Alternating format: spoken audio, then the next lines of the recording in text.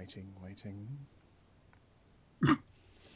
You are listening to Let's Go, the weekly anime podcast about weekly anime from Dynamite in the Brain and Secret of the Sailor Madness. So come along and hang with the Let's Go gang. It's Dwayne.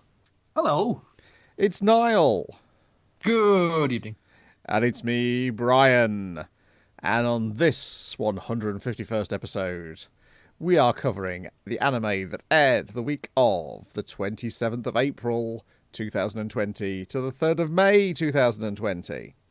It's a way to keep the track of the days. It is. One way. And we're starting with Super Shiro, episode 29, Take Care of Your Teeth. This time, the boba bone is, let me refer to this screenshot I took because it was a ridiculous location. It is big. It's like the World Fair International of Teeth. Teeth It's the Expo World Teeth Fair, yes. I was pretty close. Okay. Being held in the 29th district. And the viewer thing actually shows you exactly what Shiro should be looking for. So, yeah. So we've got to go into the World Teeth Fair where you can find many teeth. I'm beginning to think, like, based off how very specific those teeth looked, I was like, oh yeah, this is because dogs can't watch what's on telly. They can just see like lights and sound. It's just like, yeah, you can show them a picture of what the boba one looks like. He's still gonna have to go there and smell it. Yes. It's their summer catalogue. They're showing you all of the latest and greatest developments in the field of Teeth. dentures for dogs. Yes. But even if you're a little fluffy ball of cotton wool of a dog who has apparently no teeth, you shouldn't put... Well, he has like what looks like human molars instead of regular dog teeth. Yeah. Yes. You shouldn't put other strange teeth in your mouth. Not what a hero does, baby. That's also I like the fact they had to be told twice. It's like, but I really wanna. also sound advice. Take care of your teeth. Don't put duty file lying around in your mouth. My teeth are nasty. It was just reminding me of that, and I was just like, yeah, can't see a dentist for possibly months. Sorry. Yeah, so I can't remember what the initial back and forth is before they find the gold teeth. Like he's instead of putting the teeth in his mouth, he lobs a pair of looks like rodent teeth at the other dog's butt. Yeah. The dog puts a pair of like shark teeth in his mouth. It reminded me of like Arlong from the Arlong Park bit where he was doing the canastas. Yeah.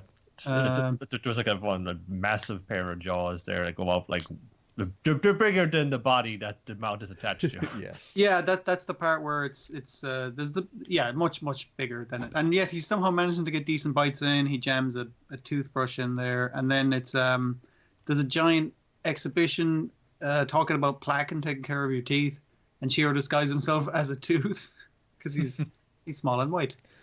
Yes, and then they fight with like a anthropomorphic bacteria's trident and a toothbrush, and then they accidentally activate the display, which seems quite deadly. It does, yes. Honestly. So, how many small children have been just walled up inside those enlarged fake teeth? Which results in Dekapoo being turned into a filling.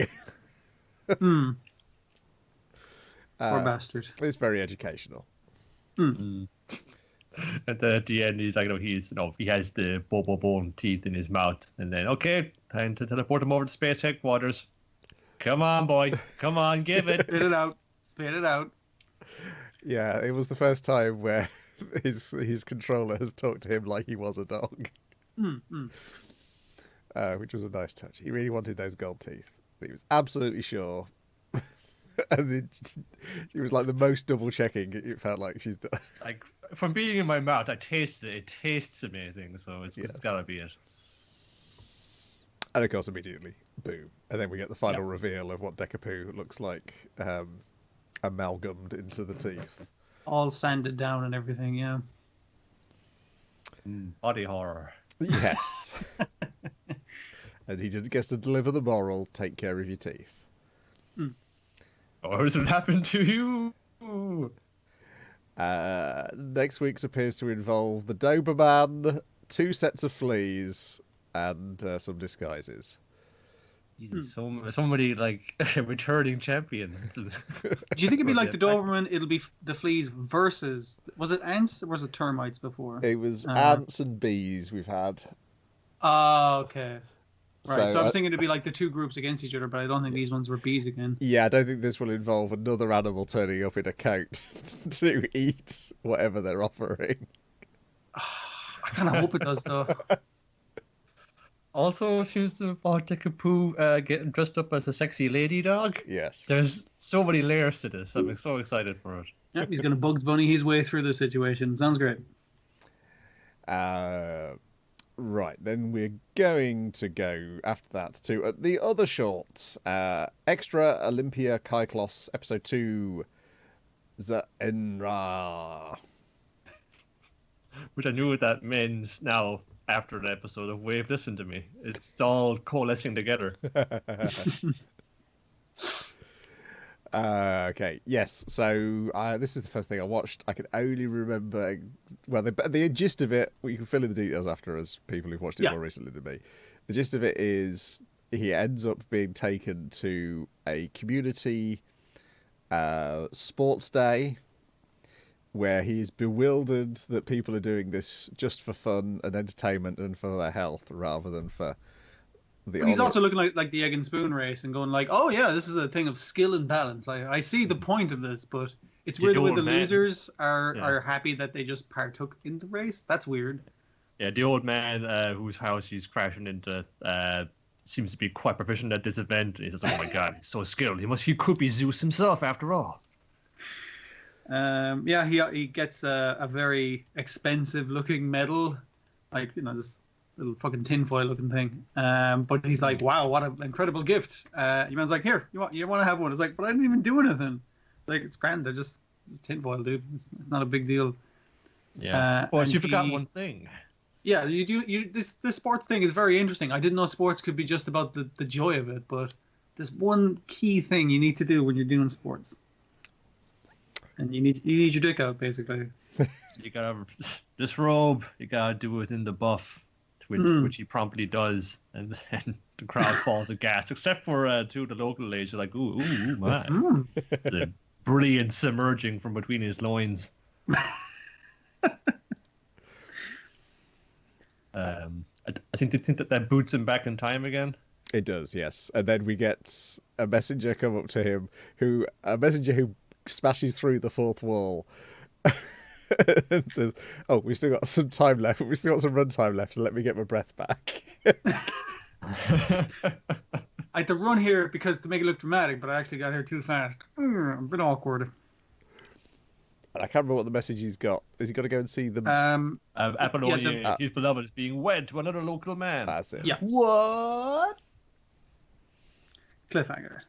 And then we get a song about what to do with your dick when you hang out at the Olympics. Fucking great song. I enjoyed the episode thoroughly. I think I enjoyed the song more this time. Oh, I'm just so happy that the Hunters right now they are going to change it every time, or most times anyway. And we're going to learn about things through stupid songs.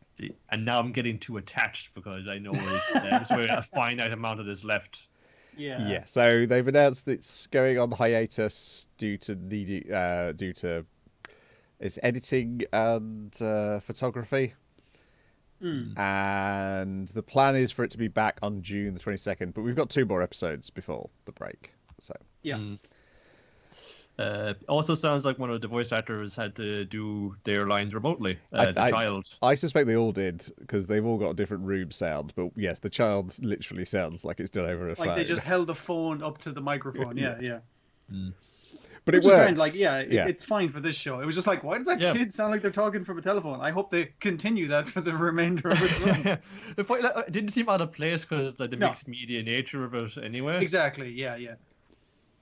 This may be the future. As it was happening, I was like, is this going to be the future of anime voice recording?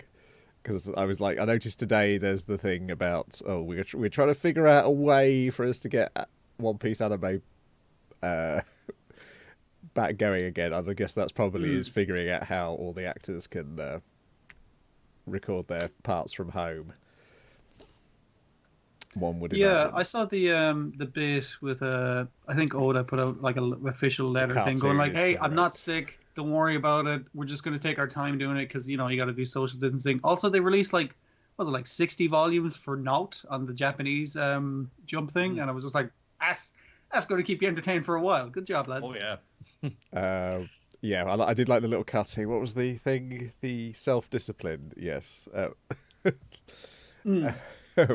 Monkey self-discipline Luffy. Really, really fucking labored. With a picture of him washing his hands, but he's also got a massive bump on his head and Garp's standing staring over him. To show that he wasn't washing his hands. Yeah. Fucking good fucking stuff. But yeah, no, I like the message. I like just giving people a bunch of shit to read for if they don't have it already. That's cool. It seems like people are being pretty sensible about it in most of the industry, not fucking all of it. Well, but, yeah, I mean that's the thing. As these Shonen Jumps are coming out every 2 weeks, I was thinking, at what point do they just figure out this is a better way of producing Shonen Jump?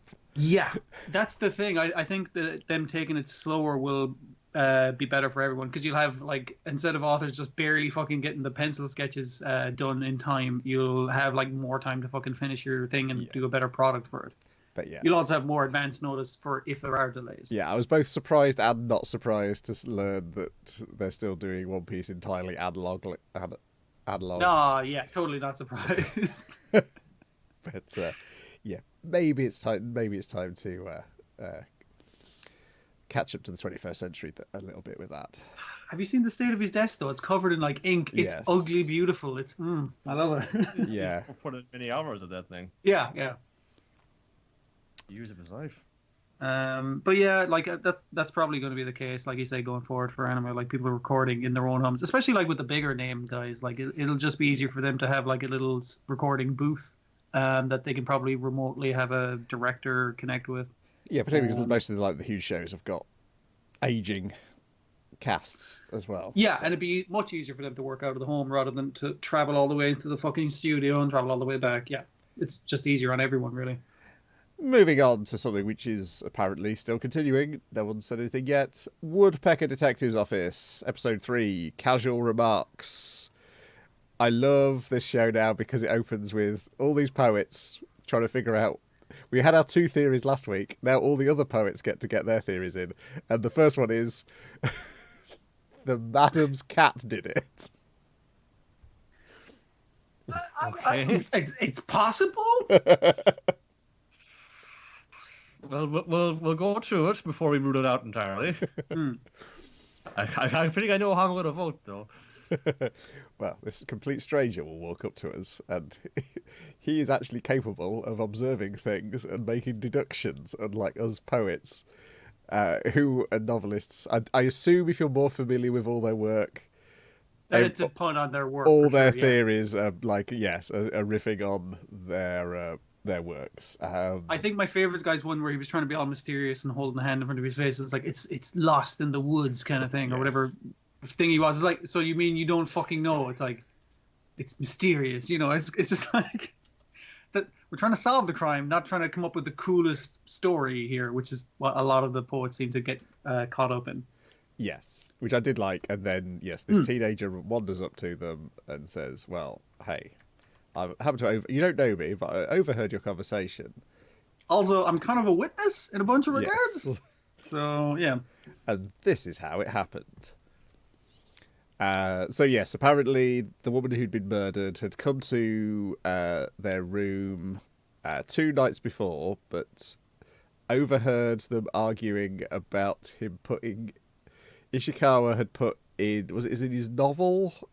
In his latest novel, it's like he sold his latest novel, and he Thing from Life, and he named a character after his friend, but because what was it, hair growth formula? He was putting hair restoring formula on his top lip to try and grow a mustache. And he was getting very upset as don't tell people I did that. That's really fucking embarrassing. And again, this is thankfully they do actually describe things in the process rather than, because obviously if you don't have the Japanese knowledge to know that he's using feminine phrasing in that moment, which is the thing which leads this. One of the things which leads this woman to commit suicide.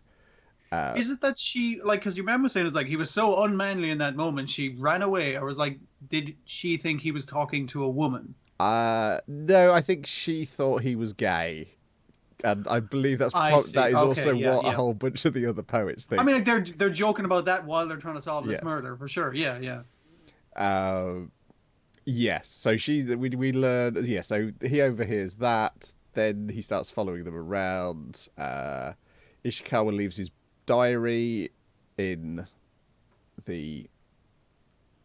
Is it Ishikawa's diary or Kindaichi's diary?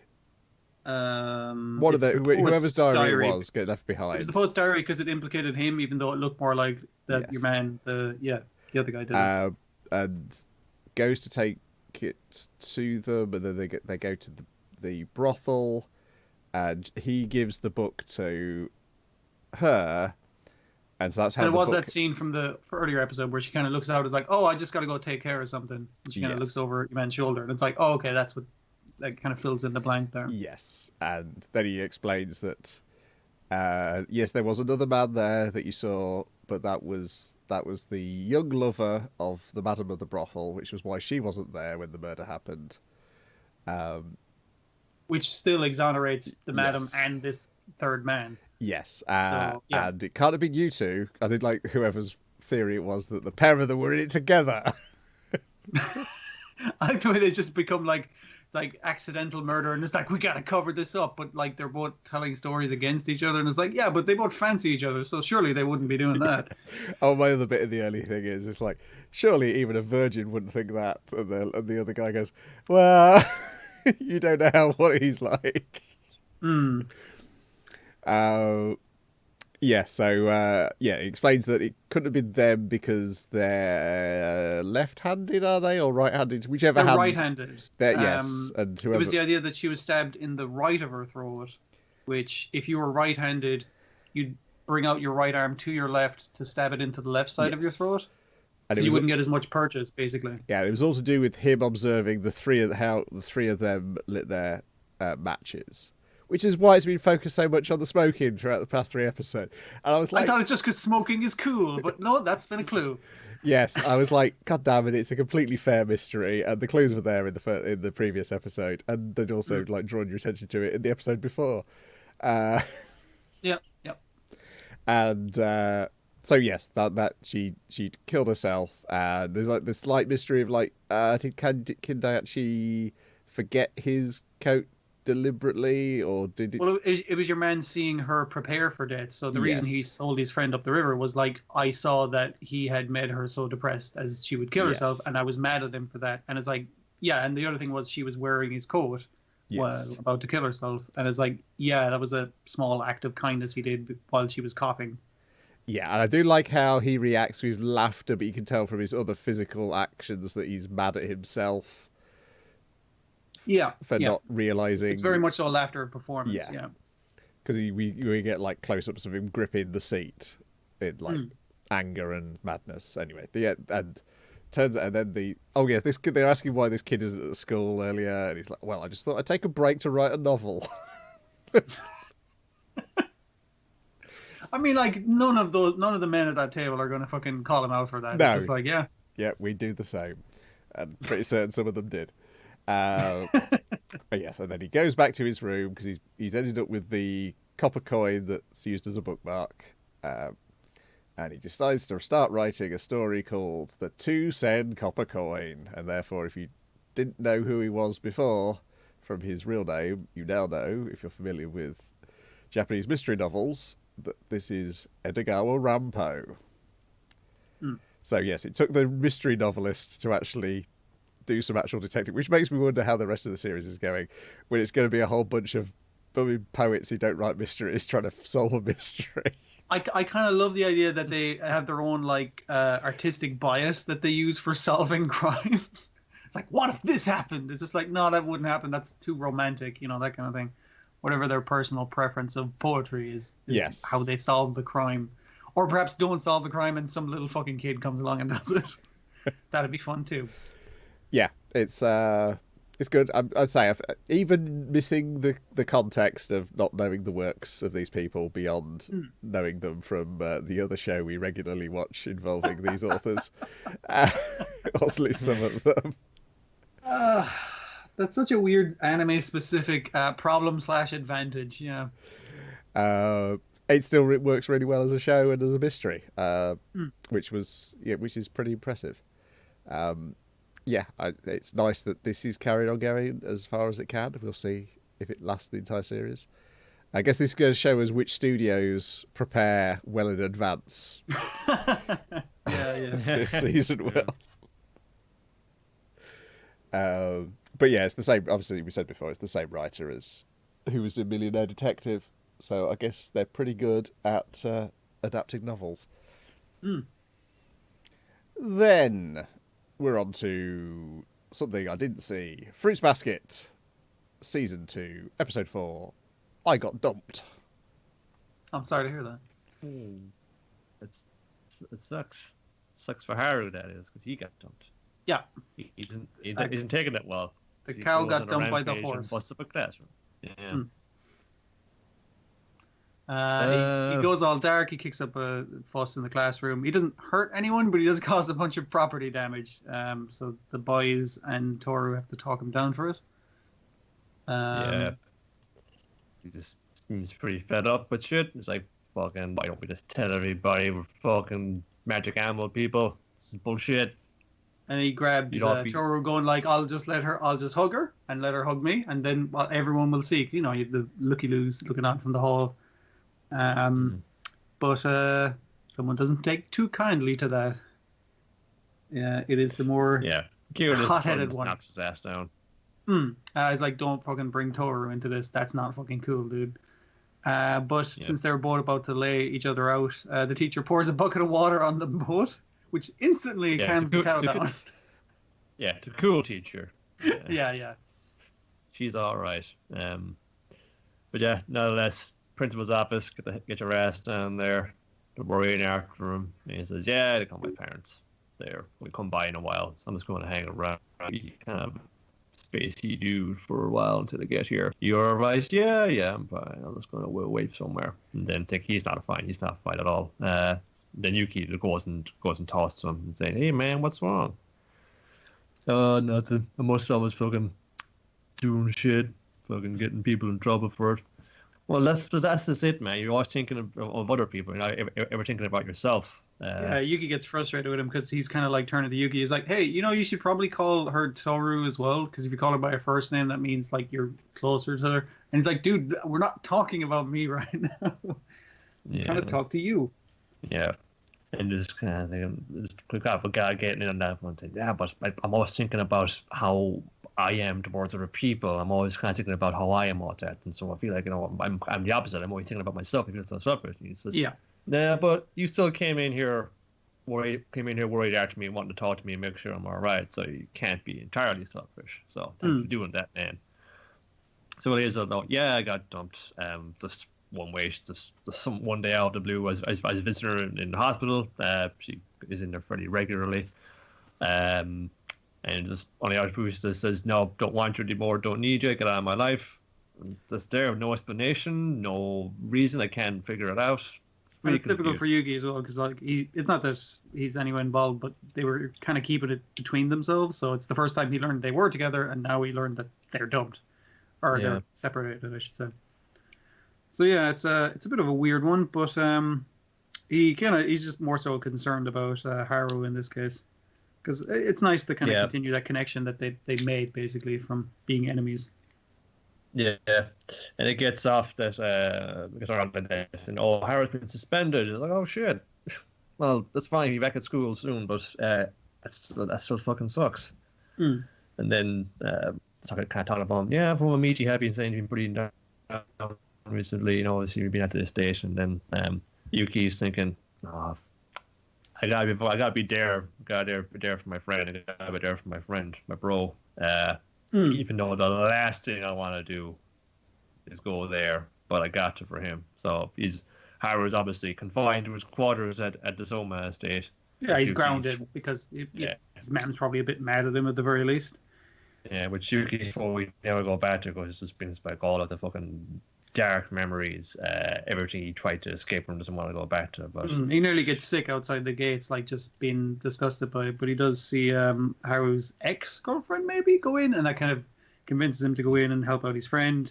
He does get a bollocking from one of the ladies there. It was like, where were you for the fucking big dinner thing? Yeah. And So, young master, please. you need to go talk to the madam and make sure that everything you said everything right with her before you do anything else. And he's like, yeah, gotta go, bye. This is highly irregular.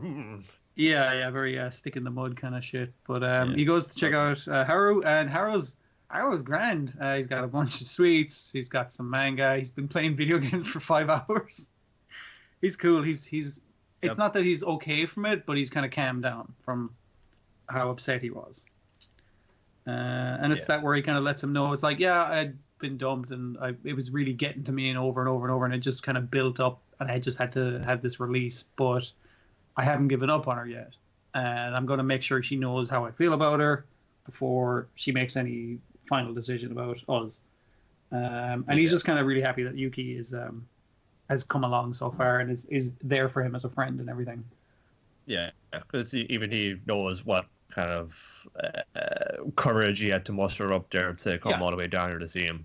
He appreciates that Yuki's like basically his best friend here. Like, I did like when he first came in. It's like, hey, I've come here to see if you're okay, and he's like, hey, let's take a selfie. Go peace. He's just like, oh, this guy's my friend. He'll actually put himself in a situation that makes him uncomfortable to try and help me out. Even though I'm fucking grand. I'm grand. I'll manage.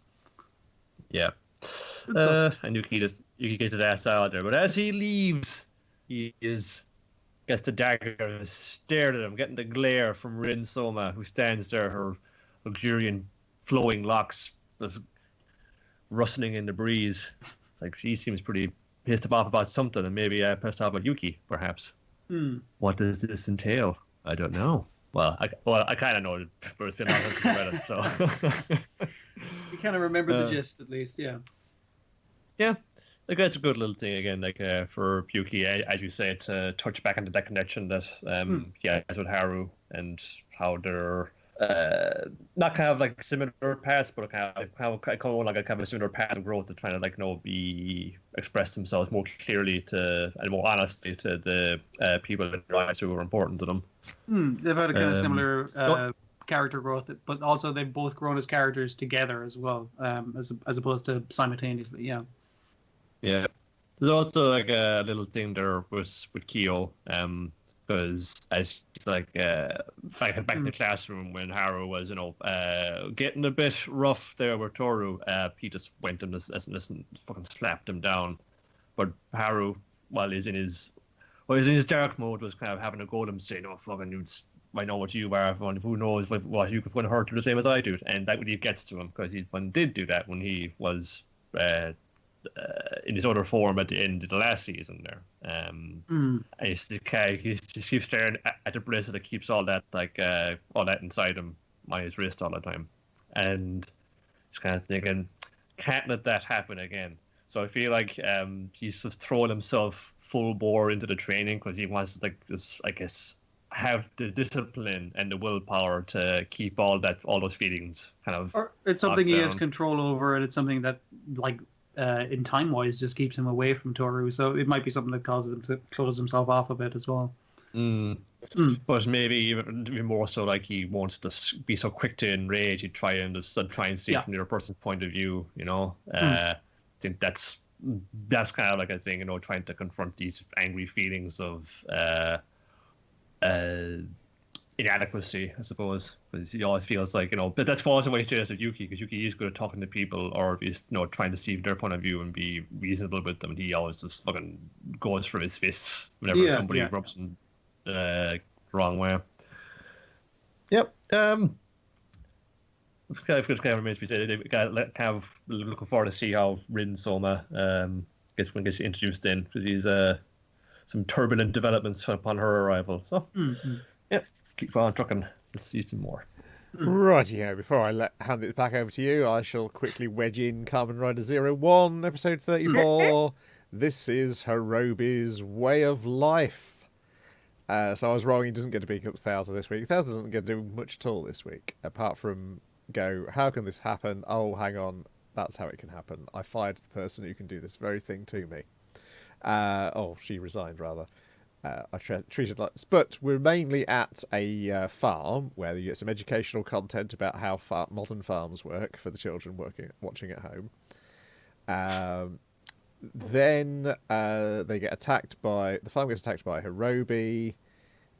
He's demanding that Aruto hand over the data of the fourth member of the terrorist team, the space guy from that one episode earlier in the series. And in order to get this, he kidnaps the Humagear who works at the farm, Midori. And then Fua shows up after this has all happened, and he gets some sass from Izu about how apparently he's keeping his own time these days. But what he's really doing is dealing with the revelations of the last episode, which I didn't mention. Last episode was that he learnt that his memories of his classroom being attacked by Humagears when he was 12 years old is a lie. It was written into his brain by a guy in order to make him a better hunter of Humagears. So he's very Philip K. Dick at this point. Yeah, so they basically like installed his backstory in on him to control him. Yeah. Right. And then Yua shows up and they're like, well, we can't, your memories were overwritten, but if we can speak to Naki, the other person who's inside your brain, then maybe they'll be able to inform you what your actual history is. And he ums and ahs, so she karate chops him in the neck and drags him off unconsciously. Meanwhile, the son at the farm and the dad are struggling because they haven't got the Humagear to help them, and then the son sees, what if I use the Zaya spec? There's the two board members are back this episode. There's some good stuff where clearly they hate Guy, but they're just trying to hang on to their jobs because they're gossiping between each other. They're like, why is he covered in bandages? And it's like, well, I hear Yua resigned and beat him up in the process. Meanwhile, Yua is now working with the formerly bad guys, then not bad guys, now back to being bad guys again, terrorist Humagears, and she's trying to extract Naki out of Fua's head. And it turns out by the end of the episode, she's up to something else as well. However, there's like one sort of exchange between her and Jin, which suggests that they're working together in order to prevent Horobi's plans from being fully formed. And then they discuss Aruto and Izu looking to the memories of the fourth member in order to find out what Horobi's past is. And they discover he's essentially Aruto's dad. He's a Humagear whose personality is based on the personality of the Humagear that raised Aruto. And so this is where Aruto is now like, I want to save the bad guy. I know he wants to be a dad, and he's fighting whatever he was hacked by the Ark because he's seen him act fatherly to Jin, and I think every time that then he comes across another dad and a child in the story, he hesitates. But he's not having any of it, and he gets him to hand over the memories, and then after he's got the memories, kills the Humagear that he took prisoner firmly. And then this is where Aruto's like, God, I wanted to help you, Horobi, but you've just murdered a Humagear who had done absolutely nothing wrong, and so now I'm going to have to defeat you. So he defeats him, gets the data back, but then Jin shows up and steals the data back off him again. And then Naruto's like, that's the end. Is Naruto going, what are you doing? I thought you weren't going to do this plan anymore. I thought you got your own plan of making Humagears free to just make their own choices. Meanwhile, everyone wearing Zytec glasses has gone berserk and are saying exterminate all What? humans. Who thought that could happen? Yes, and a guy's going, this is impossible. This can't happen. The only way it could happen if somebody could get past the security. And then he realizes, oh, my head of security just quit. Probably should have changed the passwords. Yeah. Yeah, and they managed to load Naki onto a humor gear, but they have the Ark-possessed red eyes, and they're also saying exterminate humanity. So, find out next week what's going on in the episode, which I believe is called, like, What Do Humor Gears Dream? As if you were... Guys, are you getting what we're referencing? Not even anymore. Yeah. They did a good job of hiding it for quite a while. And now I think, because I was like, oh, they don't do much with the Yua Yaiba character, but I feel like that's purposeful. She is the novel, like, Blade Runner type character of, like, the guy who isn't empathetic really himself, and he's having to hunt these things which are supposedly lack empathy. And yeah, now I'm like, oh, that was a good performance because that's what was intended. Well done all around. So yeah, believe there's another episode next week. I don't know when the break will come. Over to you guys for Tower of God, episode 5, The Crown's Fate. More Crown game, or the end of the Crown game. Yeah, and it also, like in the plot and everything, establishes what his little bag can do. It can do two things. It can copy things you put in it. Two things that we know of. Oh yeah, that's true. Yeah, because E-Man says, like when someone goes like, "Oh, you got a bag that can copy things," you just want to show it off, and he was like, "It doesn't just copy things," and he reveals a second thing it can do. So yeah, it can do at least two cool things. And so yeah, he copied the crown. He dumps more than a bag full of crowns on the ground just to go like, yeah, you guys are kind of fucked here. And the other thing was like he was trying to hold them off and make them fight amongst themselves, obviously, to kind of just distract them while they took. I forgot what round we're in now. Is this round 3 or 4? Yeah, this is the... Because there's like 5 rounds you need to do or something like 5 that. Yeah. rounds. So this is the third round as first one of the guys 3 in a row to win it out. Yeah, that's right. But they deal with this bat fairly handily, and they're out of there. I did notice the fake Zoro guy even had a scar across his eye and shit. Yeah. Doesn't even know what fun part of the comic he's taking that from. Yeah. It's all over the place.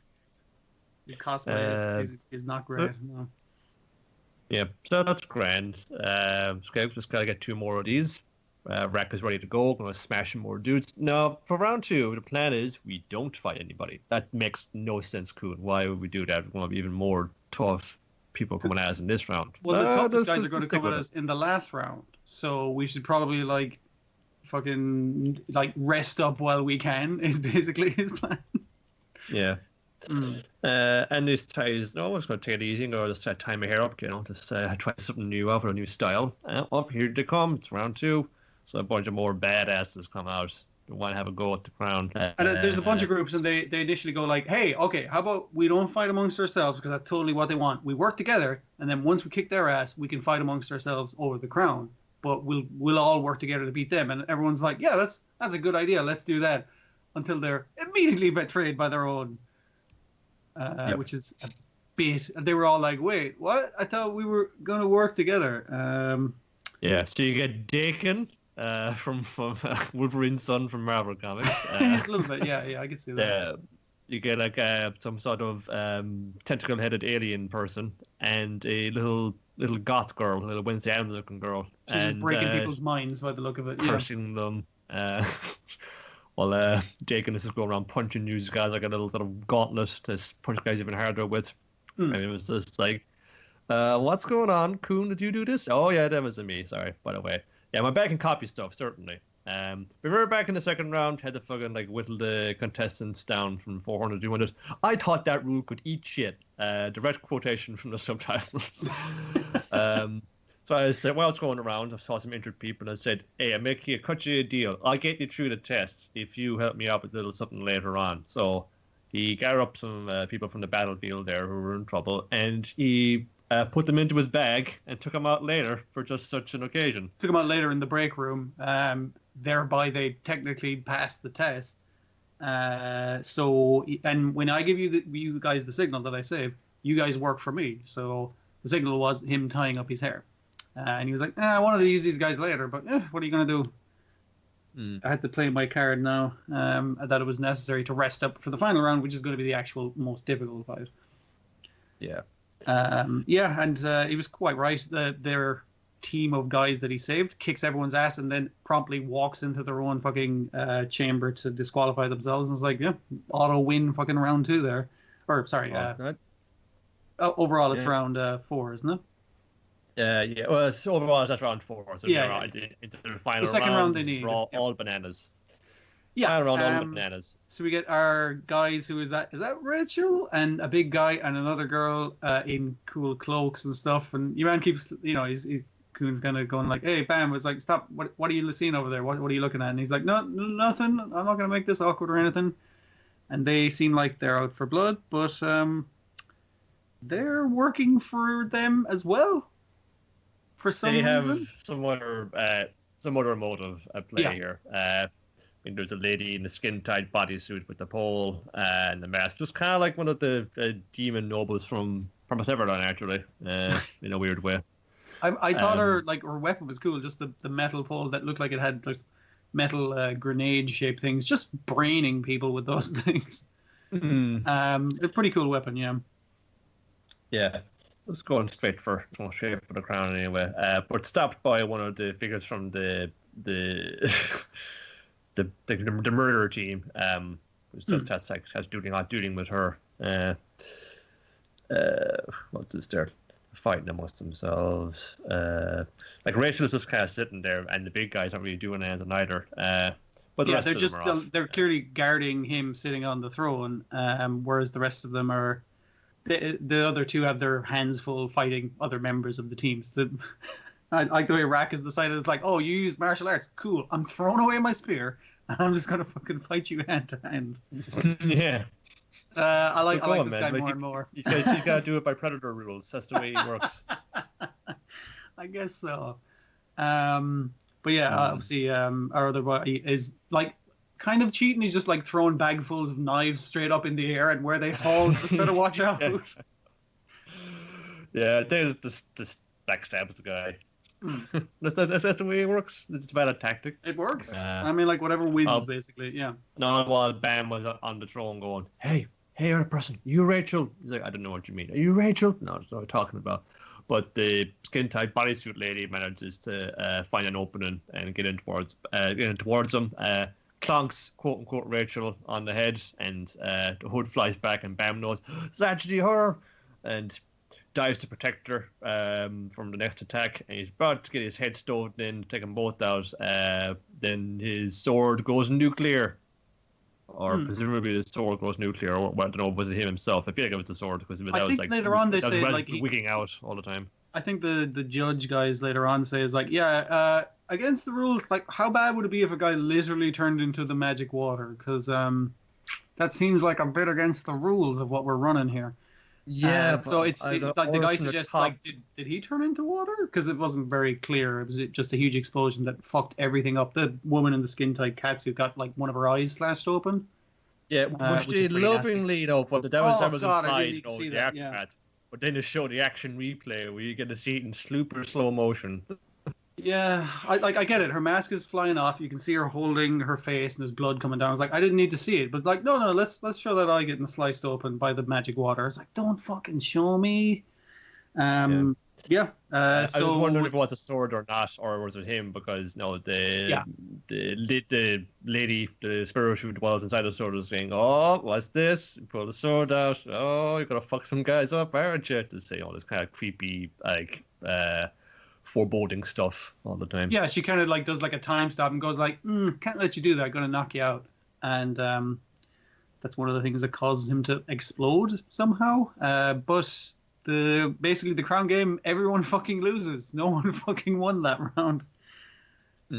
So they're going to have a 3-day recuperation period because a lot of people got fucked up. Bam is in the hospital or some sort of medical ward anyway. Yeah. And as his maid is waiting there, is like, what the fuck is the deal with this guy? There's clearly some fucking deal with this guy. Rachel comes to visit. Also, the judges are having a little meeting going like, what other ulterior motives is going on here while the guy questions your man could taste in very traditional tea ceremony but with instant coffee. Right, then on to you're talking banana, the whole banana there. It's time for 3 whole bananas. It's Wacky TV Nanana, episode 3, Staying Healthy with the Unmotivated Adventurers. So, episode 3, they've given up the quest. Yes. They've been swallowed by a whale, and inside the whale they find a director and his cast of a parody of Koichi Fukuda and the Hiro Yoshiko cast are living in this whale now. In fact, they don't plan to leave anytime soon because they've made a nice spa for themselves to live in. Like everything we need is sort of like the flows in here. This whale is eating a lot of junk. It's eating like a lot of fresh food and things. It's like, check it out, fresh fish. And lately it's been eating more game consoles and, Wi-Fi routers. Yeah. Beers, slabs of beers in there. Like, we got everything we need, man. There's a spa. You got every kind of sauna you could imagine. You got your dry one, you got your wet one, you got your everything else. You got like some various kind of massages, hot, cold, hot stones, anything you can want. Pools, massage chairs. It's the life, man. Don't want to even think about going back to television. It's a waste. Who'd want to depart this? It's like, it's like as far away as possible you could probably get from the usual swallowed by a whale or other giant aquatic thing scenario where it's terrible in here, we gotta build our houses out of the shipwrecks it's eaten and it's all Jonah has a pretty sweet deal in this for sure. To the point where the bananas are was like, let's fucking quit, basically. Well, yeah, it's only the director. It's the lead. The other Sure, two yeah. the other two want to carry on, but he forces them to strip Come on, off. we gotta do this sauna. Let's go. Yeah, Isn't this great? Will you please I love that joke. Yes. Yeah, sure, but you got to put a towel on first. You gotta put towel on first, otherwise I'm just gonna look at your dick. And I like the way he was just like dead eye staring, and I was like, look at it. What? Fucking look at it. That was really funny, man. Just them trying to break each other. So I misspoke. It's Yuichi Fukuda. I should know his name. He's one of my favourite directors. Well, he was in a banana form. He was in a banana form, but his name was he was Defuku, I think. Okay. And the first name was referring to the hero Yoshiko. I got a little too excited, thinking, maybe it was going to have the actual cast, but they did not speak. So, no Jiro Sato for us in this. I suspect the episodes would go on too long if he was in there improvising with them as well. You see, he was too busy playing on the Nintendo Switch and the massage chair thing. Yes. Because he plays Buddha in that Dragon Quest. It's a live-action Dragon Quest show. I highly recommend watching it, even if you don't know Dragon Quest. And there's fan subs of the first 2 series and some of the episodes of season 3. It's made on a ridiculously low budget. It's very Monty Python and the Holy Grail. Okay. Adds to the charm. It does, yes. And then I was looking, because I was like, is he voicing himself? But he's not. It's somebody doing an impression of him. But I looked on his Wikipedia page, and he's got November, December. He's got planned in Tokyo a production of the Producers musical, the one which got reworked in the UK, because I think Mel Brooks put it on originally in America, and it died a death because it wasn't very good. But then he revamped it, and it ran in the UK and was a big success. And it's got Jiro Sato playing Franz Liebkind. I was like, that's about right. That's the role you give to the improviser. Because that's what Kenneth Mars was doing in the original film, and they give it to Ross Noble in the UK production. So, that's that's the role you give to the people who can go off script. So I was like, I'm sure there's going to be one of his regulars at least on the cast list, and indeed there was. Just wish more of his stuff was in English. Come on, get together. I want to watch those Gintama movies. They looked pretty good. Yes, he got a budget on those. and they performed very well. There was, in comparison to recent efforts we've seen in that realm. Yes. I see it myself. But yeah, this was great because I was like, oh, I recognise those characters. They're in banana form. I quite like them using the slices of ham to render the insides of the whale. This will do for a background. Meat. You got it. And the idea of being inside a whale is an entirely great thing reminded me of Mind Game. I always like to be reminded of Mind Game. Oh yeah. That's. He had to be able to spar in that one, and it was kind of a metaphor for running away from your problems in Mind Game. Whereas nothing so deep here. It's a bunch of bananas living in a whale. I think Studio Crocodile have probably seen a couple of films in their time. That might be one of them. Yeah, highly enjoyable. Mm-hmm. Then we've got listeners, episode 5. I've written down what was written on the Japanese title screen, When Doves Cry, but the subtitles told me it was an entirely different title. Yeah, I wrote down both and misspelled one. That's basically how they talk for this entirety of this episode. It says Prince album, Prince single. Backing band. Like a lot of his dialogue is like, let me just say things that Prince did. Oh, and the most remarkable one I think is Spike Lee film, which Prince did the soundtrack for. Yeah, I'm surprised he didn't just say like fucking Batman or something. I don't fucking know. Just whatever. Just do whatever now. He can do whatever it fucking wants. Apparently, the show. Yes, it's frustratingly entertaining at times. It is. So yes, they're in Paisley Park. They've split up between episodes because Mew spent the money for upgrading the amp on a Lisa mattress or something. The only thing it was missing was saying it came inside a box smaller than a mini fridge. And so they're having to find work at Paisley Park while they try and get closer to not Prince. They're still on the same mission, but they're doing it separately and entirely differently and totally not synchronizedly. Yes, and so they get job interviews with the same guy who I think the end credits suggest is Prince in disguise. There's nothing in the text of the actual episode, but oh really? Okay. Oh yeah, the way it's kind of overlaid. I see what you mean. But there's something in the end credits, I think, which is like a visual suggestion that he was that guy as well. Either that or it's a suggestion that he's working for him more. Yes. He's certainly working for him, yes. Like he definitely is. And there was a few references I was like, lots of them I could get, but I'm sure that bit where they're all whispering the information to each other up the stairs is a reference I'm missing. But it must be in a video or something, yeah. Wait, does Prince have a song called Chinese Whispers? That's what I was wondering, or something like that. Yeah, fuck. That would probably be it, or something like that. Yeah. So my knowledge is even more surface than their knowledge, because I like this episode, and it goes heavy on like the sexual and love side of Prince, just a little bit.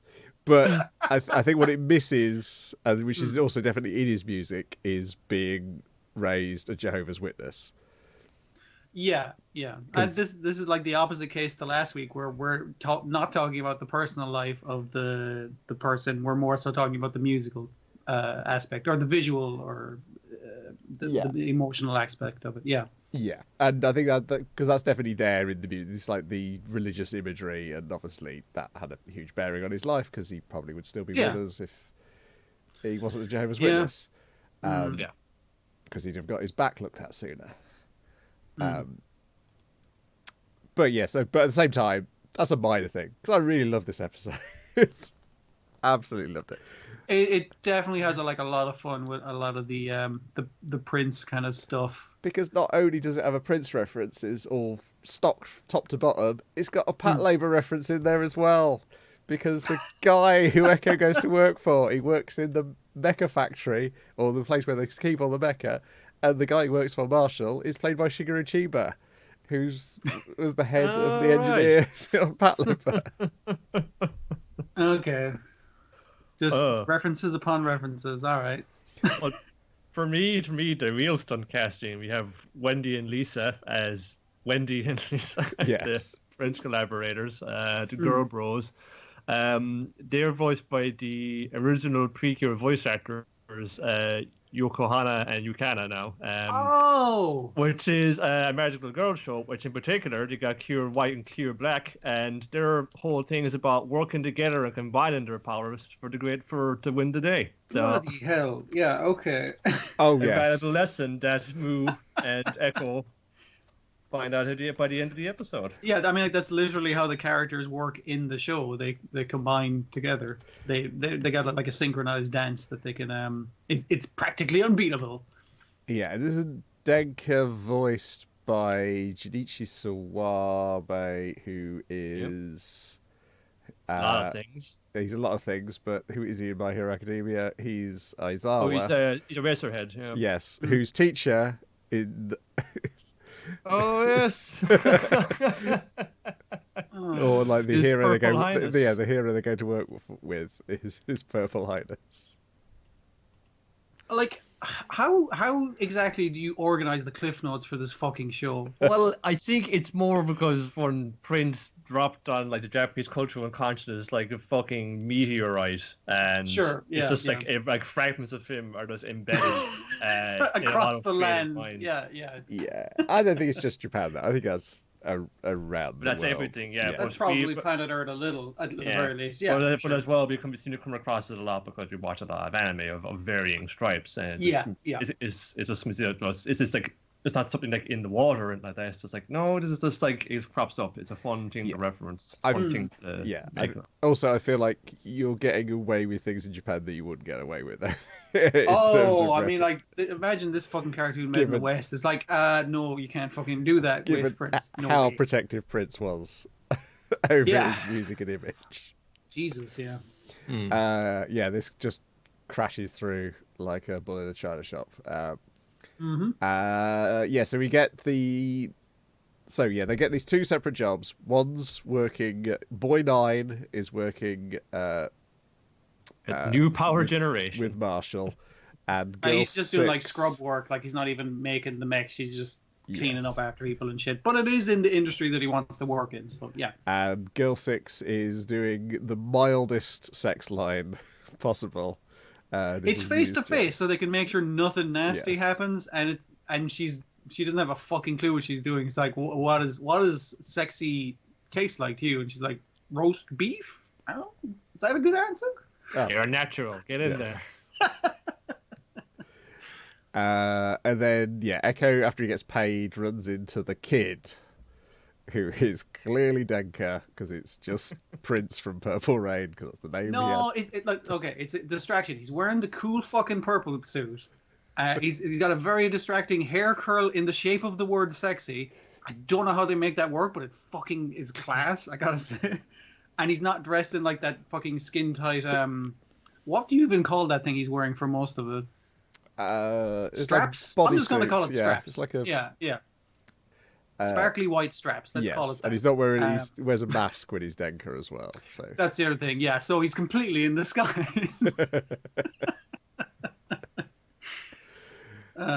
We do see at the end he's got the motorcycle from Purple Rain as well. It is. Yeah, it's just kind of thrown there very unceremoniously next to the hot tub. Yeah, remember this? I bet you know what this is. It's been a long time since I've seen Purple Rain, and this kind of made me want to watch it again because I feel like I'll spot even more references. So he gets his boss basically goes like, hey, I know what to spend your paycheck on, and he basically like runs away with his fucking money for the week. Let's go down the red light district and put this mood out of work. And that they did have an odd couple type situation where the room is literally divided, but they divide it more by making their beds into like a partition. And I did like the way that was shot as well. It was like they're coming to one side of the motel, they're coming to the other side of the motel. It's like it's completely different motels. Don't worry about it, guys. Oh like, yes, nah. so there's this sitcom room divided. So they end up back together again because they meet up there, and then they end up fighting Wendy and Lisa at this stadium where they get their asses kicked promptly and Echo begs for them just to, like, have another week because the deal was because Wendy and Lisa were basically like, you guys have been given a deal by Denka to if you debut win straight away. Yeah. And they're like, okay, if we win, you have to leave town forever. But if you win, what was the deal? They can go and see Denka and ask him. Oh, they'd bring them to Denka. An audience with royalty. Yes, we the viewer have learnt more stuff already from Denka's reminiscing about what happened because he hears Liverchester and that casts his mind back as to the mistake they made. They were going to basically. There's this group of people called Nome or come from Nome. Yeah, Nome I think is a place, or at least the race or something, or the kingdom maybe. Yeah, and they wanted to live in harmony with the earless, and so they were going to exploit their skills. They had like a device that was some sort of connection to the earless, and because we need them to be on board because we need access to that device, we'll talk to them as like, yeah, that's totally what we're doing. It's like we're actually trying to kill all the earless, but we're not going to tell them that. Just come over here to go throw a rock concert. Yes. Yeah, the earless will love it. It'll be great. It'll be a total cool party. We won't try and blow anybody up. But they had a new member with them, which was Jimmy Stonefree. And this is the first time we've heard his voice. I feel so. At this length, yes. Yeah. Oh, yeah, definitely at this length. Yeah, you're probably right. Yes, and then we learned that Denka immediately fell for Jimmy Stonefree, and even though he only knew from exactly how long it is in this song, he keeps saying it's like it's the opposite way round. Isn't it 15 days and 7? No, it's the same way. It's 7 hours and 15 days. Yes. Oh yeah, you're right. I thought it was the other way around, but it's no. It's why would it be so subtle in this fucking show? No. He literally goes, "This is what it sounds like when doves cry." For fuck's sake. Yeah. I love it. Daisato, you marvelous bastard. I saw people like giving out at this episode. But I'm just kind of like, the show is very much so this. If this isn't your thing, you need to leave. This is you're not gonna have a good time. This is definitely my favourite episode so far. This was where it all started. It's so heavy-handed with it, yeah. Actually, I felt it less heavy-handed than last week's episode. How? I felt like whenever Prince was saying a Prince thing, it made sense within the context, where it felt a lot more forced last week. Yeah, I guess when he's saying like a completely bizarre, random, out of the fucking left field Prince line from a song, it more so comes across as this is a wise saying that this wise man is saying. When it's clearly like it's Prince just fucking quoting his own lyrics. Yeah, well, all of them so far. Just as soon as they sound like what you're saying isn't making a lot of sense. Oh, this is a song lyric. Yeah, pretty much. But he's presented as the mysterious stranger and everything like that. So I'm guessing, in context, it works a lot better for his character. I think it will come across a lot worse in the dub. Oh, God. Because they're going to have to... Are they going to change everything? They're going to fucking JoJo's this and make... This is like, let's see if we can disguise that this is Prince. Yes. The violet raindrops are falling on my head. No, that's a different song. When pigeons wail. So yes, we then get like immediately. It's a week later, and they have the next fight, and they work together. They copy what Wendy and Lisa were doing by fighting together. And they're also watching their timing, even though like Prince specifically told them, it's like, no, it's not all about that. It's about love. It's about working together, man. 69 dudes. Oh, that fucking joke, that was the worst, and it made me laugh so fucking much. Because initially I thought, are they doing like a 6 is a 9 inverted? And then it's only when he said, it's like, hey, 69, 6'9", 6'9". You guys are 6 and 9. It is thematically appropriate because any good team relationship is about giving and taking. Yeah, no, it does work, but also it's a really dumb sex joke. It's great on multiple levels. Yeah, it's... So then, yes, they can meet him, and they realise, Echo realises it was the kid all along. And then we kind of learn some more about Jimmy. We learn that Mew may be his little sister, which would Yeah, match up because with the... she is wearing the little collar, the Yes. little thing dangling off it that he wore, and he does talk about the reason he wanted to do music or wanted to be a player was because his little sister used to dance around and it was really fucking cute, and it's like, oh yeah, I gotta inspire that kind of cuteness, basically. Then the earless attack, so they have to fight them, and Denka plugs himself back into his amp, which is the entire fucking city. Yeah, that's a different giant robot thing, but yeah, another reference maybe. But has a big laser show that basically takes care of the earless. Where he lives in a giant floating palace, which kind Above of the sort city. of resembles the symbol sign, as well. Yeah, and so basically he's fully behind Echo and Mew, and it's like, we're gonna do it right this time. You kids, it's up to you. You're the new generation. You can do it and not make the same mistake we made. You'll be able to do So it. basically, yeah, he sees himself as a failure. It's like, I'm going to tell you everything I know and give you a map to where they were last located. That this is dated. I know it's dated, but it'll give you the right step to find them. I don't deserve to find them because I tried to fuck them over. You guys got this. Yes. And so I think he's realised that, oh, no, the gnome people had the right idea, is that we should use love, and not just for mankind on the planet, we should use love towards the earless as well, and solve whatever is their problem. Next week, Pink Floyd. Yep. Spit out the gate. Let's see whether being stuck in my mate's room at university having Pink Floyd played at me will pay off. Because in general, not Finally. It's okay. They'll be probably equally as brazen. It'll be quite obvious. Yeah. I mean, are we going to see any marching hammers? Probably.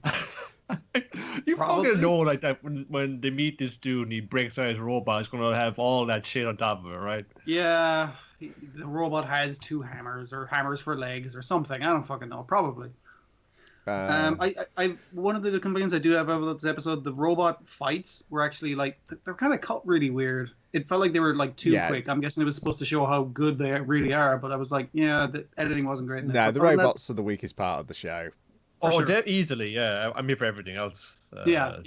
It's just unfortunate because I love the designs of the robots and the CG seems pretty fucking good. It's just like, I don't know if it's choreography or they spend too much time cramming it with musical references. They don't have time for the robot. I'd say that's entirely. There's a team of animators with an encyclopedic music knowledge. We couldn't really find anybody who could get this robot put together. Do some good punches. But you know, it's an episode by episode thing. You can pull something off before the end of the series. Yeah. Who knows? But hey, it's got enough going for it. Again, just so admirable of how brazen it is. So. Oh God, yeah. Yeah, but it's also kind of cool to see how they render or convey or illustrate these artists and albums and songs and musical stylings. You know, in this particular medium, it's just fun to see different versions of it. Righty-ho. Then we've got... next on the list is, he says, finding the list, Wave, Listen to Me, episode 5, You're Not Getting Out Alive. This one was a trip too. It's pretty great, particularly if the way they handle putting radio on TV, and like playing into some what you think is illustration of what she's saying, but no, it's not illustration of what she's saying. Yeah, that got me, and I was like, wait a fucking minute. That was really good. Yeah, it's just as it goes on, I thought, this is just like a dramatic reenactment, but it just leaves so many details there. Otherwise, it gets further and further into it and saying, no, it's really bending into reality, which is what freaks out the attacker in this scene and causes around the phone. Oh my God, this is fucking watching me, telling everybody what I'm doing. And they do the setup with the War of the Worlds thing where they talk about the actual people panicking, thinking it was real. Yeah. So Before we get to that, though, sets itself up very well. that's Mizuho's birthday. We don't have time Double for a full birthday. birthday. We got like 10 minutes. You can have 10 minutes of a party, and I like the fact that they're still wearing the party hats at the meeting. Yes. That was great. But he's like flat. No, we gotta get to work, and then and Also, she's really disappointed that he already bought her like a fairly nice looking cake, and he's like, "But I bought her a cake," and she's like, "Oh, but this is the first time I've had 2 parties," and she's like, "I love her. I want to make love to her. She's so cute." Yeah, I do. There's another bit around here where Marto is like, "Well, I could train you up properly and turn you into a nicely honed DJ, and you could be on in the daytime. But where's the fun in that?" Yeah. He's like, basically, I think he left TV because he gives more power over human lives than radio. I think there's some sort of if it's not necessarily romantic or sexual attraction, but I think he is attracted to Nanana in some way, and I think it's definitely trying to suggest a somewhat sexual thing, but like not that he's not grooming her for that. He's like, you got the kind of raw talent that I could turn into something fucking amazing. Yes. Yeah. And he is impressed by her as well. He seems to be a guy who likes making some waves.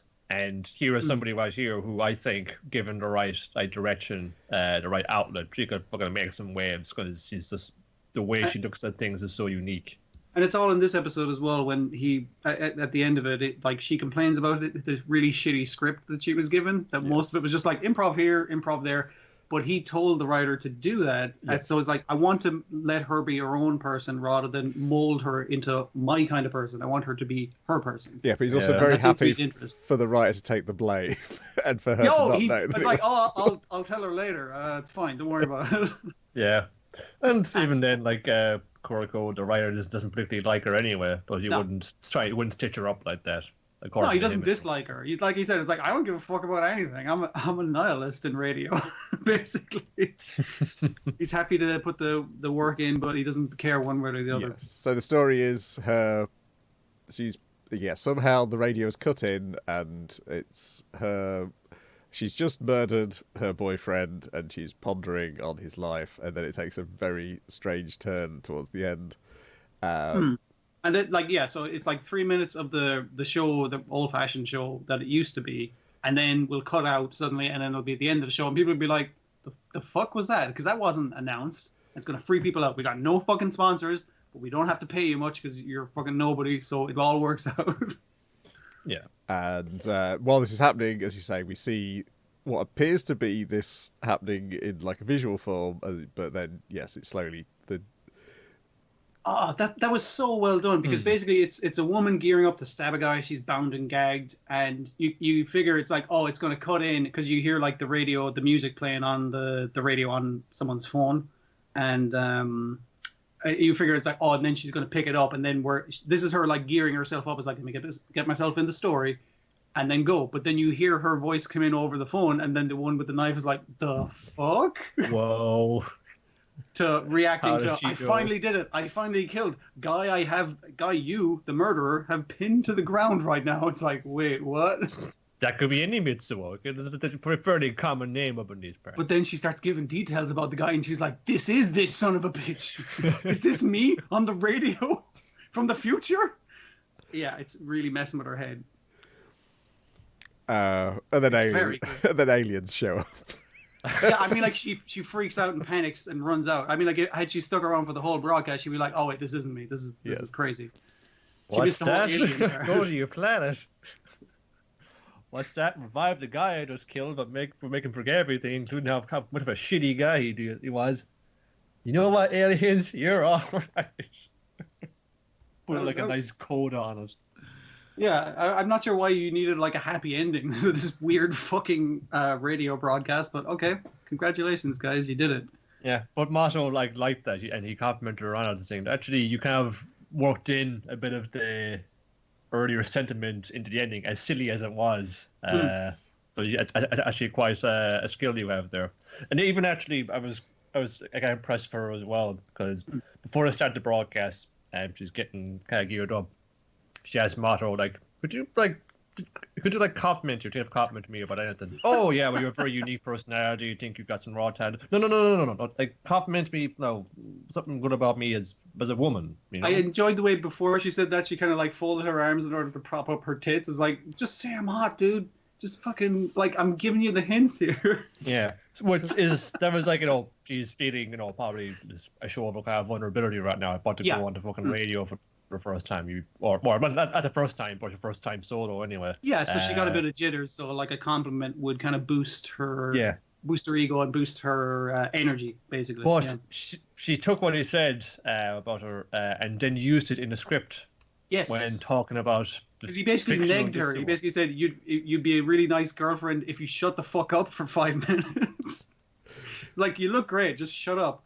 And she's like, "Fuck you!" And then took that energy and brought it into the pretend murder that she was doing. Yes, and he notices he's like, "Oh, you like punchlines in your writing as well." At the end, yeah. So he's like, "Okay, that's a note to give to the writer to make sure we can work with that with you." Yeah.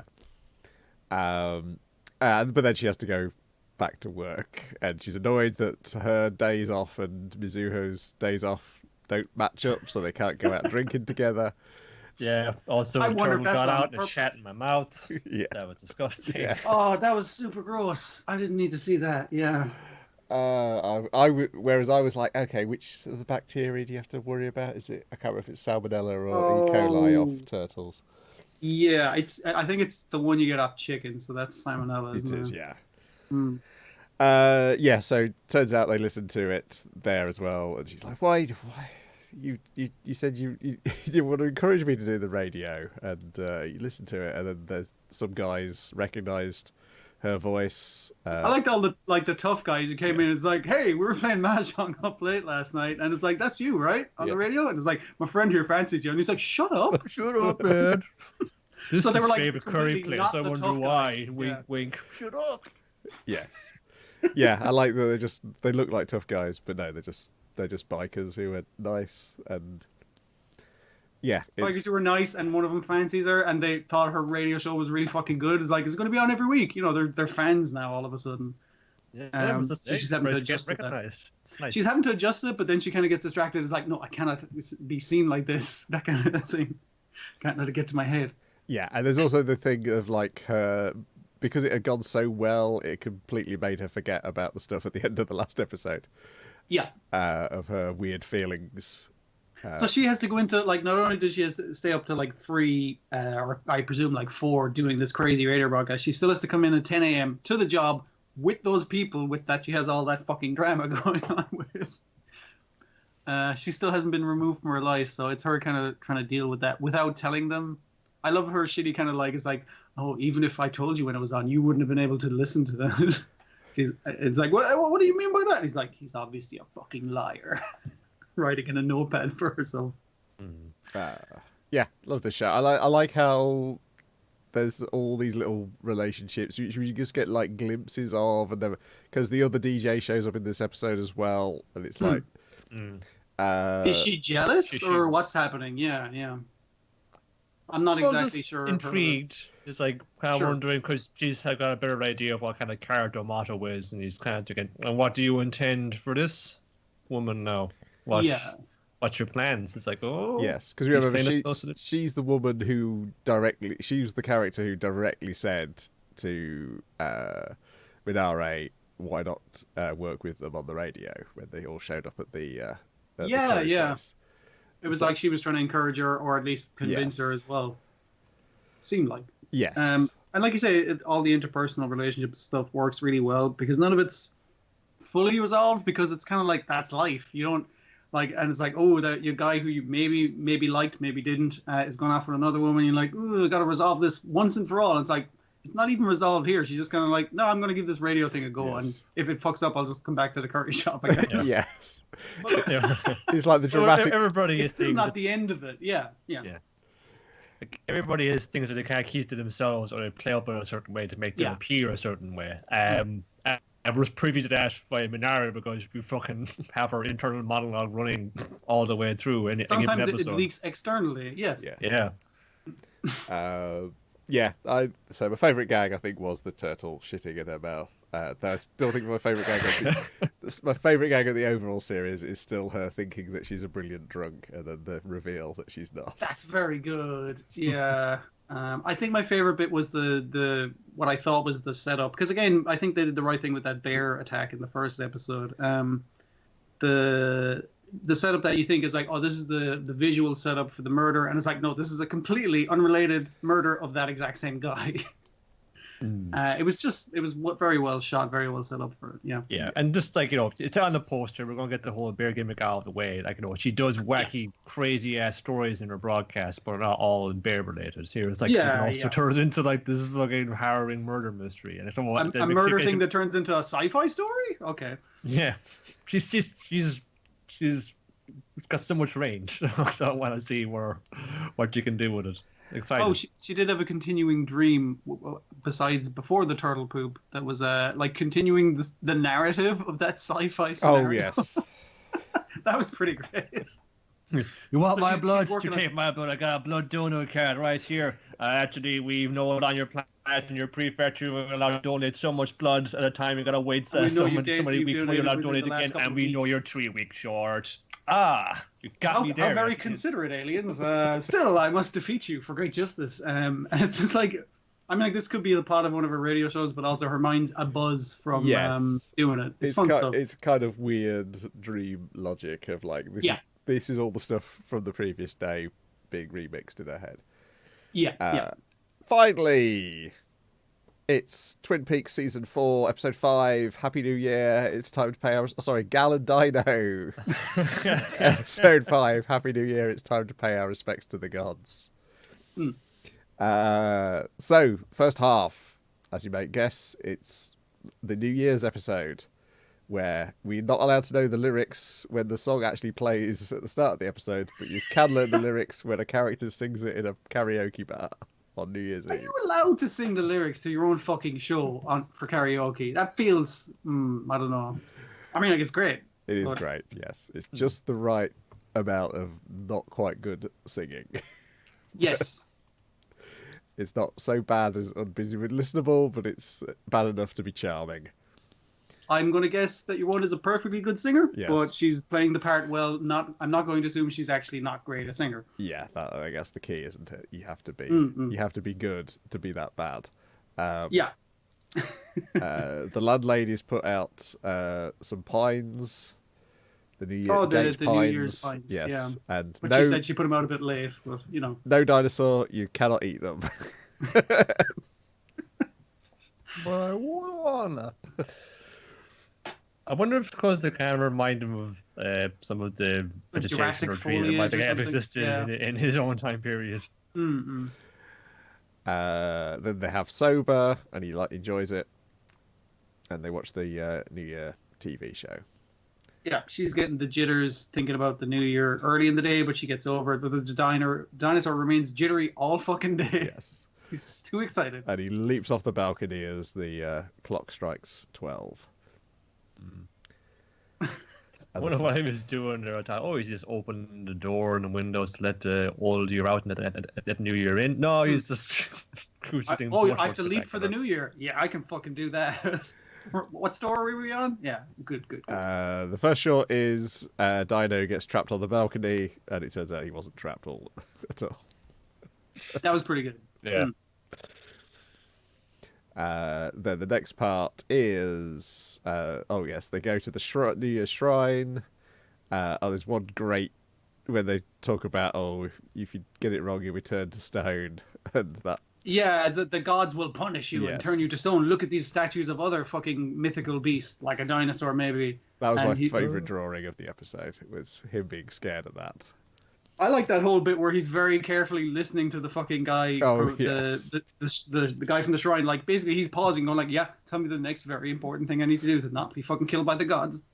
Yeah, because the two humans are like, he's going to get this so wrong. I bet he's going to drink the water. He's totally going to drink the water, isn't he? What a fucking idiot. And he's just like, But they're over there on the side, and I guess her Kyklos may has pulled up like a tutorial video or something on her phone. That one said she's spot on so far. Wow. Yeah, they're totally cheating at the shrine. But yeah, he gets it absolutely right. And he makes his New Year's wish, and then we get nice psychedelic thoughts inside a dinosaur's head. What Is do it like, you is this want? what he's wishing for? And it's just colors and noise constantly. Sparkles and rainbows and unicorns and all the cup ramen the guy can eat. It kind of explains if that's what his thoughts are like. Is that why he's so agape constantly? It's just like, yeah, he has that going on. It's very busy in there. And then he's looking out. The next shot is he's looking out for falling stars, but every time one goes past, Kaine's looking at her phone. Trying to find her horoscope or her sign. I did like the way that her friend was initially like trying to not hurt the dinosaur's feelings, make the dinosaur freak out. It's like the gods will punish you, but then when they actually got the good luck things, he got great misfortune. Oh, that was it, yes. And she's like, that's the best one, and she's like, actually trying to make you feel bad. It means change. Great change is coming. Yes. Death is the best card to draw. Yes. I did not spot him in the spot Dino. I did, because he was the only one not fucking moving. They're getting harder. They're getting harder, those things. They are getting harder for sure. Like, I should just pause it right there just to make it easier for myself, but I might be in the game. But also pause so you can see what crazy-ass characters are Yes. Yeah, that's the other thing. And then the second half, Dino goes camping. Completely innocent, yeah. Completely innocent. What could possibly go wrong? Till the end. Was he driving the car, or was the other person driving? He was in the got- passenger seat. Okay, I wasn't 100%. Yeah, you got a taxi there. Okay. If you look on the Instagram, you can see how they were shooting that scene. Oh, cool. Yeah, so there's another shot here of him watching the bathtub fill up. I think that was just like a demonstration of, hey, can we put 2D animation underneath like flowing water? Yes, we can. It turns out. Yeah, it was really good. Because initially I thought it just looked like a dinosaur sticker on the bottom of a bathtub, but then I realized it was fucking moving. And I like, thought it was a projection from above Yeah. onto the bat. How did they do that on Instagram? Tell us more. So yes, it's basically him just going camping and doing camping things, and it's all very nice and completely innocent until Kane starts wondering where Dino is, and they both stare at the stars. And we get a split screen, but then when the split screen comes back, there's now a weird line on the back of Dino's body, which wasn't there before. Then Dino gets his bag, pulls out Shotai's blue schedule, and hurls it on the fire. Yeah, it was fine and perfectly innocent when he was cooking a steak with the making his tea and everything with the bonfire. But then it's like, this took a fucking sinister goddamn turn. Yes, because that line was not there before the split screen happened. It's only there after the split screen. And then generally I'd say it's like, oh, they accidentally forgot to cover over the zipper there. And I was like, are they purposely trying to show that there's a zipper or something? Whoa. You're telling me that's a person in a suit. That is... No, but I mean, like, after the cut, was it a person in a suit? But before the cut, it was a dinosaur, is what I'm suggesting. Yes. But it's not like they hide the normal seam any other time. Yeah, that's the thing. That's what makes me think that, yeah, it's significant, for sure. Yeah, that's what reminded me of Twin Peaks the most. It was like something which was like just something slightly off, and there's no explanation as to why it is, and it's not particularly like dramatically off. But yeah, it's like, what is that? But the fact that you brown line? contrasted Yes. it means it was put there for purpose. Yes, on purpose. because they deliberately show his normal back before the split screen to show you this is what the back of the dinosaur normally looks like. Split screen, remove the split screen. He's now got this weird line, and then he does something sinister. And what's going on? Yes, I mean, I've always been suspicious that the final thing is going to be yes, it's somebody inside a costume. But I mean, like, that will be a funny reveal because it's like, yeah, no fucking shit. I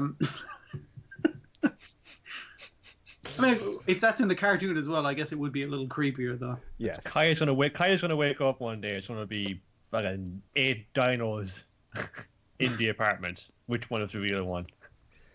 yeah, and I like the fact that because the live action bit was so mundane for most of it, that they shook it up a bit with the animation side of things on that half. So we had the live action Shinto priest telling you how to behave, and then the hallucinogenic, sparkly mind of a dinosaur. And yeah, even like the innocent camping, it makes you think it's like, oh, it's just him doing nice camping things. Oh, he brought the cowboy hat. Okay. Yeah. But it's like, now I'm thinking that cowboy hat is fucking sinister. Here's how you wait. Here's how you wait a good cut of Kobe beef. Oh, Jesus, yeah, he was making hames of that. I would say that. Yeah. But even the sinister one did pack up the leftovers in Tupperware to take back to Kaide, so he's not all bad. Yeah. He's destroying evidence.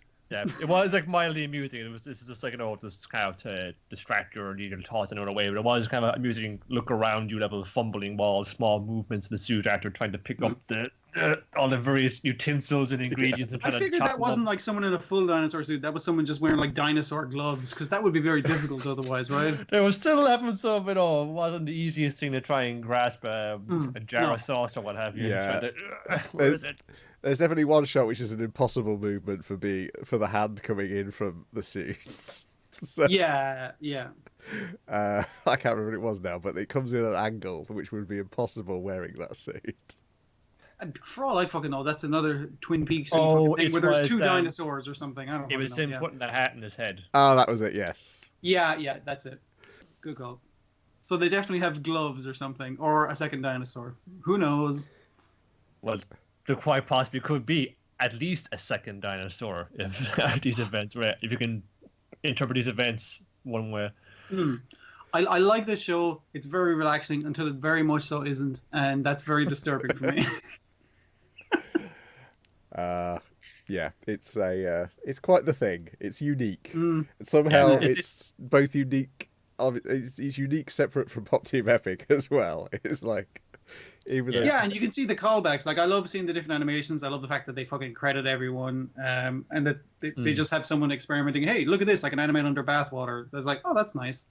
And then they still have a weird, nice and calm, freaky thing going on. It's an odd combination, but it works. Yeah, it's wormed its way in for me because I was unsure at the beginning of it, but I think like I've kind of, I suppose, come down, or I've matched the sort of pacing and speed it's going for. Sure.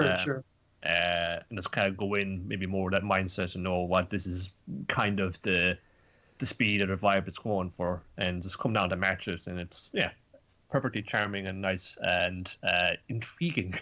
Yeah, it's definitely my Sunday morning vibe now. That's what you got a freaky Sunday morning, man.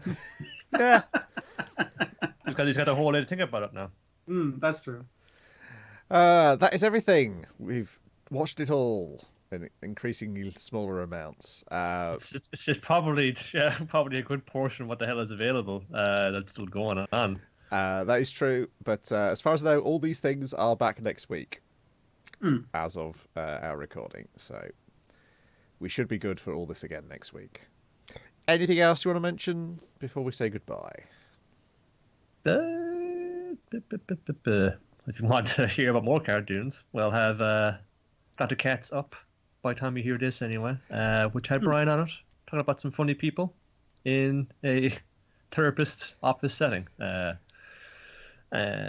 do it down there. Good time doing that. That's also a very relaxing Sunday morning vibe if you're watching Dr. Katz.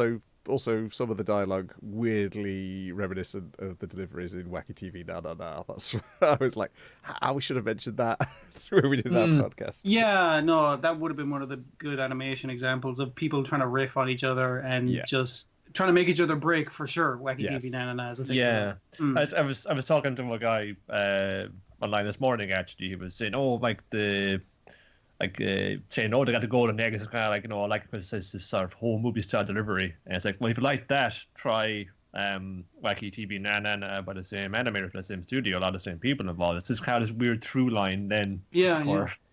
Gets all that far. God, I fucking hate to watch a dub of Wacky TV Nanana. That would suck. I imagine. Well, John Katz and Sean Benjamin are still available for work, so we can get them in on it. Probably can't afford them though, because they probably don't do dubbing rates. Yeah. It's always the issue. That's why you have to accept a slightly lower standard of actor on dubs. And coming up on this weekend's Dynamite in the Brain stream over on twitch.tv/. Let's Go Brian. It will be another The Anime That Didn't Make Us. Let me see if I can hold my fingers to my head and remember what we're doing. I've picked Anmitsu Hime. Gary Hedges is with us, and he's picked, oh, blimey, Transformers Super Master Force, or whatever it's called. Oh, Super God Master Force. That's the one, yeah. the Pretenders one. I think that's the Pretenders one. And Anthony has picked another Yusha show, and it's another good one. Oh. I cannot remember the name of it now, or rather, I can sort of remember it, but I feel if I say it, it's going to come out of the name of another robot show. I would have done, yeah. Goldran. There are lots of those ones. Goldran is it? So, Goldran, Brave of Gold, episode 1, along with the other episode 1s of those other shows. I'm looking forward because I'm pretty sure all 3 of those will be fun to watch. Could be 2 the of them, first tough choice. Yeah, 2 of them I've seen already. I've not fully watched the Transformers episode before, but and Mitsuhime is a hidden gem because I think there's been very few, or maybe just the one episode fans. But Okay. it does have a Kojei Nankei character designs and an opening. So if you like the openings on Urusei Tsura's and Ranma Halves and would like to see those character designs all the way through a show, this is one to watch. If you can find it, I suspect it's probably a zero seed situation on the fansub. Feels are barren. I may have had to grab it from Usenet many moons ago, but there you go. In case of podcast, break glass. That will be at 4 p.m. on May the 10th. So if you're listening to the stream, you can probably get on it. If you're listening to when I get the podcast out, it's probably already happened. Hey, fucking time travel. Otherwise, we're back here next week. This stream has worked. It has not fallen apart. So hooray, all praise the Ethernet cable. And we'll be back here again next week. Oh, I should actually find out. Niall, what day next week are we recording? What day next week are we recording? My stars. Let's see. When am I at work? Let's do it for Tuesday evening. Tuesday evening. That will be Tuesday the 9th of May at 7:30 again. The 12th of May. 12th. 9th of Sorry, May. I'm in June for some reason. I'm way ahead of myself. Got ahead of yourself, yeah. The 9th of May is this coming Saturday as of recording. Yes. It's also Piccolo Day, so Oh shit! wheel out your Happy best Piccolo Day, Piccolos. everyone. If you're listening to this on Piccolo Day. No, wait, you can't be. That's impossible. Maybe time travel. I don't know. Yeah, they can be. This will be up on the YouTube, so people can watch the reruns of it on YouTube. Well, if you're watching on Piccolo Day, very merry Piccolo Day. Righty-ho. So that will be 7:30 on Tuesday evening. I'm told the 12th of May, not the 9th of June.